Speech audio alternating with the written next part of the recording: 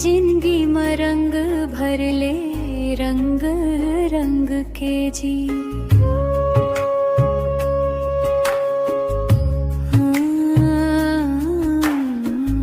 ये जिंदगी में रंग भर ले, रंग रंग के जी। ये माटी के काया छुट जाही जी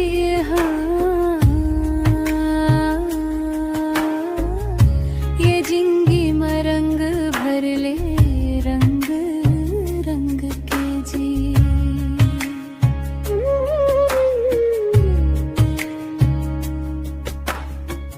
चार दिन के हैं जिंदगी ना, हंस के जी ले जी हाँ। दुख के बादल छट जाही, सुख के दिल भरो बिना। ये जिंदगी में रंग भर ले, रंग रंग के जी।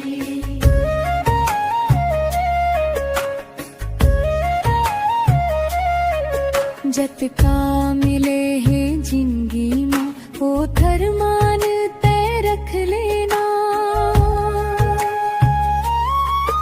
दाई ददा संगी साथी सबके माया कमा लेना। ये जिंदगी में रंग भर ले, रंग रंग के जी। ये जिंदगी में रंग भर ले, रंग रंग के जी।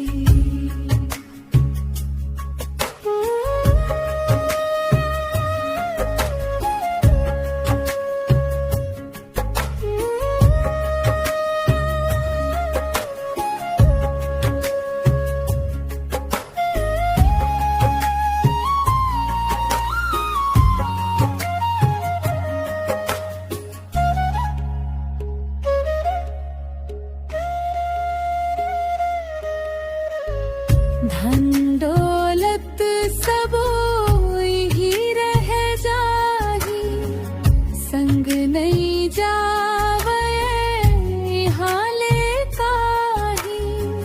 दया माया बात के जी ले संगी, तोर धर्म करम नाम रही जाही। ये जिंदगी में रंग भर ले, रंग रंग के जी। ये जिंदगी में रंग भर ले, रंग रंग के जी।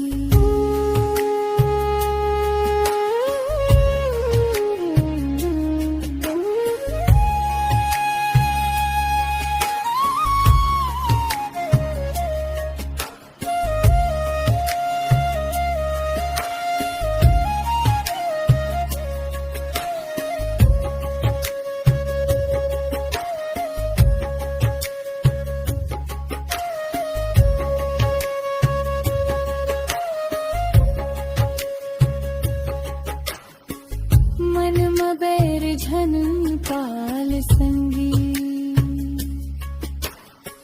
मन के मैल बहा दे जी।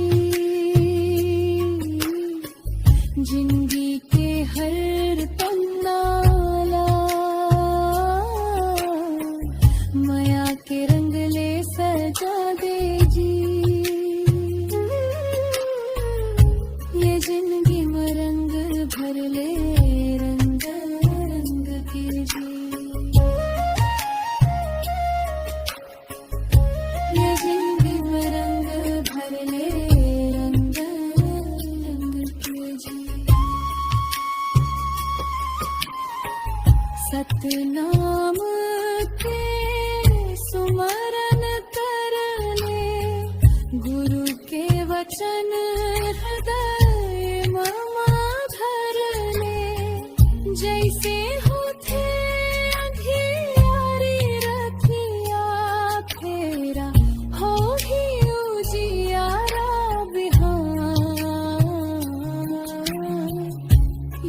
रिमझिम रंग भर ले रंग रंग के जी, माया बाट के जीने संग